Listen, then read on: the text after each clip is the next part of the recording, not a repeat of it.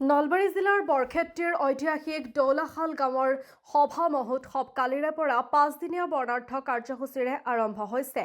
দৌলাখাল উন্নতি সাধিনী সভাৰ উদ্যোগত গাঁওখনৰ মহাপ্ৰভু কানাই বলাই হৰি মন্দিৰত বৰ্ণিল কাৰ্যসূচীৰে আৰম্ভ হৈছে 64 সংখ্যক সভা মহোৎসৱ। আজি অৰ্থাৎ দ্বিতীয় দিনা দুপৰীয়া গাঁওখনৰ লগতে ৰামপুৰ, গোৰাক্ষাটাৰী, মুগদী, বৰতলা গাঁৱকে ধৰি নিকটৱৰ্তী অঞ্চলৰ বহু গাঁৱৰ 6 সহস্ৰাধিক ভক্তৰ সমাগমত ৰাজহুৱা হোমযজ্ঞ সম্পন্ন হয়। ইয়াৰ পূৰ্বে পুৱা ভাগৱত পাঠ কৰে বান্দালী সত্ৰৰ সত্ৰাধিকাৰ দ্বিজেন্দ্ৰ নাথ গোস্বামীয়ে। উল্লেখ্য যে কালিৰে পৰা আৰম্ভ হোৱা সভা মহোৎসৱৰ পুৱা ধৰ্মধ্বজা উত্তোলন কৰে দৌলাখাল উন্নতি সাধিনী সভাৰ সভাপতি গৰ্গ নাৰায়ণ বৰ্মনে। ইয়াৰ পাছতে ইতিহাসে গৰকা দৌলাখাল গাঁৱৰ বিশিষ্ট ব্যক্তিৰ দ্বাৰা 64খন পতাকা উত্তোলন কৰা হয়।